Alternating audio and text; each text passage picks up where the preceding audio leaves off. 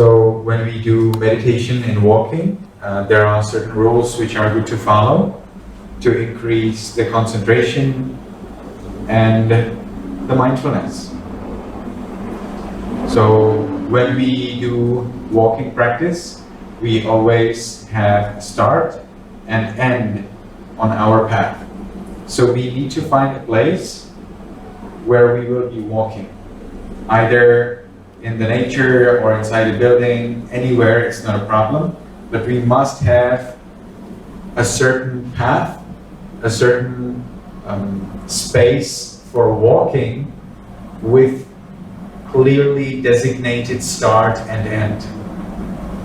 So we cannot just walk here and there and here, you know, this doesn't work. We need to have clearly designated start and end. So in this case, for example, my start is the stage and the end is the table over there. And that means that now I can walk only from the stage toward the table. When I reach the table, I turn back and I come to the stage. And then from the stage, I again go toward the table and then back and there and back and there and back until the end of the meditation time runs out. So first I stand, of course, at the start of the path and I need to connect my hands. So in the ideal case, I would connect my hands by covering each other like this. Or I can connect them behind the back in the same way.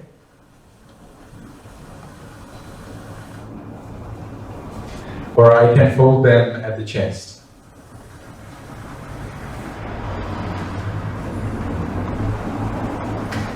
So having my hands connected,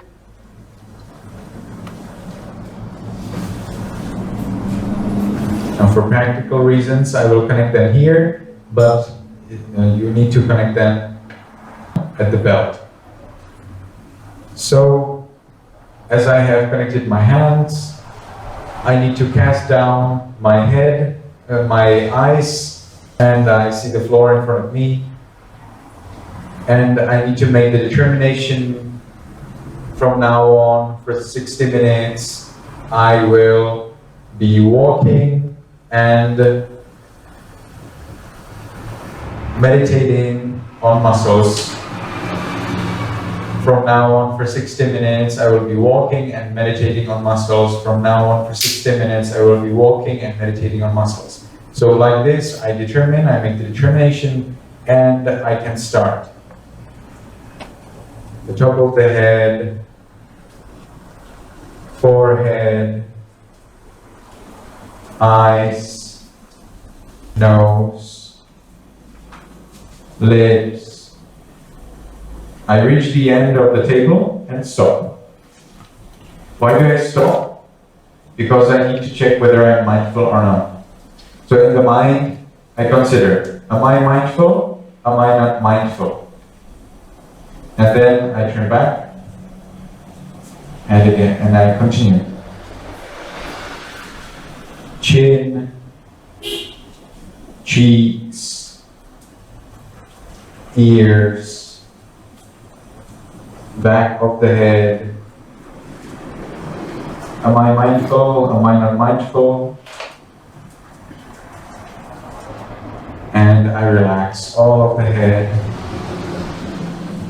Then neck, shoulders, arms, elbows. Am I mindful? Am I not mindful? Forearms, wrists, palms, fingers, tips of fingers. Am I mindful? Am I not mindful? Chest, abdomen, back, and I relax all the tension throughout part of the body. Am I mindful? Am I not mindful? Then buttocks, thighs. As you can see, I can even relax my thighs as I'm walking. It's because I do not relax them all. I just relax them to the extent that it is possible while walking. Am I mindful? Am I not mindful? Knees, calves. And I really relax them. Would you believe it? Heels, soles. Am I mindful? Am I not mindful?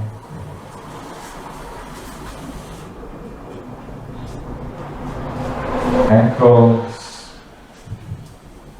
toes, tips of toes, and I relax all tension throughout the body. Am I mindful? Am I not mindful? And then I can again continue with the top of the head, forehead, and so on. So now there are several points. Number one, when you get to the end and you consider your mindfulness, you can use those words in your mind, but you don't have to. It's important just to check whether you are mindful or not. So if you can know it without words, then that's enough.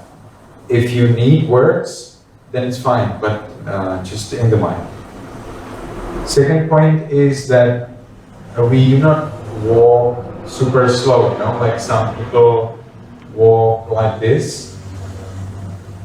And this is not how we walk, you know, like we are keeping things, we are keeping natural things natural, so we are not changing the nature.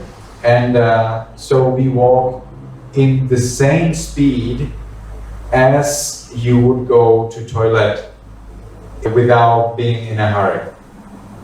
So imagine that you would go to the toilet like this. You know? So if you went to toilet like this, I think you would not come on time. Because before you would reach the toilet, I think it would be late. So we go to toilet in a normal way, like this. You know? It can be a little bit calmer, peaceful, but it still is natural. So for walking practice, we also walk in a natural pace. So always when you are not sure how fast you should be, then think, would I be okay walking to toilet in this speed? Then if you think you would be okay, then this is right.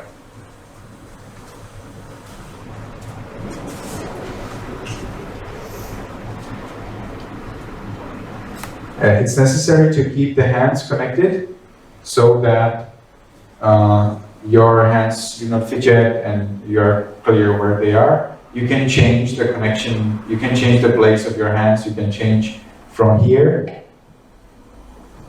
to here or to the back as much, any way you like, but try to avoid the changing as much as possible. So change only when you feel it's really necessary. Eyes need to be cast down, we do not look here and there. And if you are walking together with some other people, it's necessary to respect their space. And now some people, what they do is that one person is walking here and another person is behind. So the person is walking in front of me, you know, they're walking there and I'm like walking behind, you know, some Asian people do that. So they are walking and let's say that he would stop here. So then he stops here and then he turns and then hello. So don't do that, don't follow anybody on their walking path. It's quite funny, you know. And if you can find your own space, that's great. The path should be at least like 12 steps. Needs to be your steps. So if you can make 12 steps in that path and it's natural, it's right. Maximum 30 steps. And 30 steps is still quite long. If it's too long, you may lose your mindfulness on the way because there's nice reminder point. And if it's too short, it may be too much of a hassle because you always have to turn and turn and turn. Yeah, what some people also do, they think that they have to connect the part of the body with the step. So they would do top of the head, forehead, eyes, nose, lips. No, so that would be wrong. We do not connect the parts of the body with the steps. That's because we are free. We want to be free to reflect on the parts of the body in a comfortable way. So some people think that they always have to watch their steps, but that's not true. You know, in meditation, you concentrate on your object, or you observe your reality. You observe the reality as it is. You do not have to observe everything. The Buddha never says you have to observe everything at once. It's not in the scriptures. Many teachers and many students would love to believe that. No, it's nowhere. You have to observe everything all the time, at the same time. No, sorry, no reference. It doesn't exist. So we observe portion, then another portion. We observe one object, another object, or we observe this set of objects, that set of objects. So you do not observe everything at the same time. In reality, it's not even possible. So we just allow the mind to know these parts of the body while we are walking. And this allows us to really concentrate on those parts of the body and maybe even realize their nature. So I can spend some time with top of the head, and if I think that the forehead is more interesting, I can spend more time with the forehead. Okay, forehead. I can be there with the forehead, you know, enjoy the muscle of the forehead and observing it. And I can go to the eyes. I check, am I mindful, okay. And then I continue to the nose, and I can be with the nose throughout the path. Nose, nose, nose, nose, nose. Am I mindful? Am I not mindful? And then I can sweep through. Lips, chin, cheeks, ears, back of the head, whole head, neck, shoulders. And then I may be interested in shoulders. Okay, so I observe the shoulders, shoulders. Am I mindful? Am I not mindful? And then arms, elbows. Now I may be interested in the forearms, so I can stay with the forearms. Forearms, forearms, forearms, forearms, forearms. Am I mindful? Am I not mindful? So like this, you can dedicate any kind of length of time to any part of the body, and it never needs to be regular. And you do not need to concentrate on the feet. Actually, you should not concentrate on the feet. So how will you do it? How will you not concentrate on the feet while you're walking? In the same way, you do not concentrate on your feet when you're listening to music outside a meditation retreat. You do not concentrate on your feet all the time. And that's very practical. So in the same way, we do not need to consider our feet, because this is not meditation on our feet. There is a special meditation on our feet, on walking, but that's not what we are practicing now. So you can practice meditation on walking another day, maybe in another place, especially between the meditation sessions. So we're doing sitting meditation, let's say, on loving kindness, then you do walking meditation on loving kindness, and then there is juice time. So you go to take the juice, and at that time you concentrate on your walking as you're going to take juice, or when you go to toilet, or when you go to sleep, or anything else. So those are good times to concentrate on walking. In this meditation retreat, I do not teach meditation on walking because I have some other things to teach.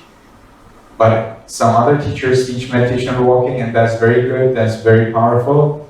and I totally recommend it. But when you are observing your muscles, you observe your muscles, not your walking. Okay, so I think from my side, this is quite complete. Do you have any question? All right. So you can find your paths. So I can simply decide those paths for you, and then later you can walk wherever you want if it's comfortable. ဆရာတို့ဒီအမားတို့ရေးဟိုပြည့်လို့လမ်းနေကြွတယ်ချတယ်လမ်းနေကြွတယ်ချတယ်အဲ့လိုပဲအဲ့လိုတူ I actually mentioned it just now. So the Burmese question is whether this practice is similar with the practice of observing, rising, lifting, carrying, and placing of foot in some of the Burmese monasteries. So it's absolutely different. You know, we have 62 meditation techniques in Theravada Buddhism. All of them are different. And observing the feet is one part of one of the 62. What is it? Meditation on postures. In meditation on postures, you're observing, you're sitting, walking, standing, and lying down. And as you're observing your walking, you will be observing the lifting, carrying, and placing of your feet. That's out of the 62 meditation practices. The remaining 61 practices do not contain observing the foot of observing the feet in this manner. Maybe the practice of the so-called clear comprehension, that's another practice. It's also Satipatthana. There you also may observe lifting, carrying, and placing of the feet. But it seems that the Buddha would be more, the Buddha would more suggest that you observe your carrying rather than walking. So the Buddha in that practice, in the practice of clear comprehension, says you observe your stretching, flexing of your limbs, you observe your carrying of your clothes, of your plate, you observe your talking, being silent. So those are things that you observe in the practice of clear comprehension. And because walking is not mentioned there, I would suppose that you would actually observe your carrying. You know, how do you carry things when you walk? You know? Where do you keep your hands? How do you keep your robes? You know, don't your robe, if you're a monk, of course, doesn't the robe fall from your body?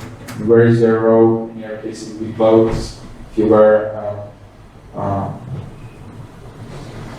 scarf or anything else, you know, then you can consider how do you wear it? You know, how do you carry it? If you carry things, you know, how do you hold them in your hands and so on. So you would not be concentrated on your step because you're interested in that what you're carrying in your hands. But obviously you would perhaps be concentrating on your step if you're not carrying anything. But it's not mentioned in that practice. And even if it was included in that practice, it would still be maximum 2 practices out of 62, which would contain observing the lifting, carrying, and placing of the foot. The remaining 60 do not contain it at all. And still, you can practice them while walking. You know, for example, meditation on breath. You can meditate on breath while you're walking. Or loving kindness. You can meditate on loving kindness. That's actually specifically mentioned, that you practice loving kindness while walking. So all of these practices, all of those 62 practices can be practiced in all of the 4 postures. None of the practice is limited in a posture. So then anything that I explain to you as a meditation practice is always versatile in this manner.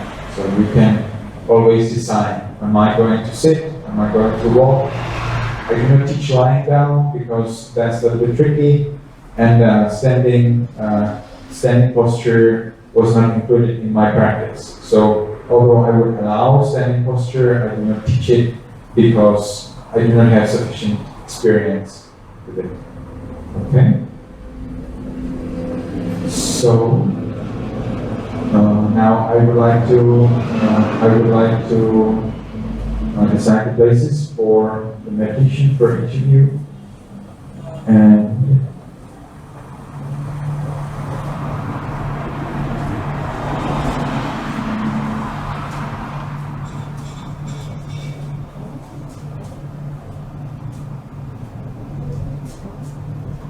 okay, so I think we can have 4 people here, or 3 at least. All right, so you can start walking.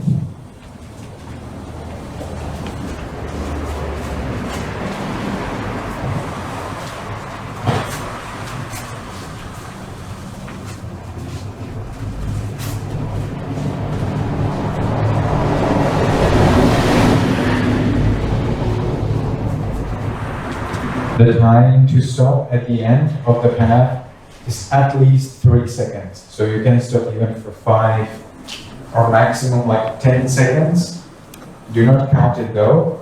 It should be countable.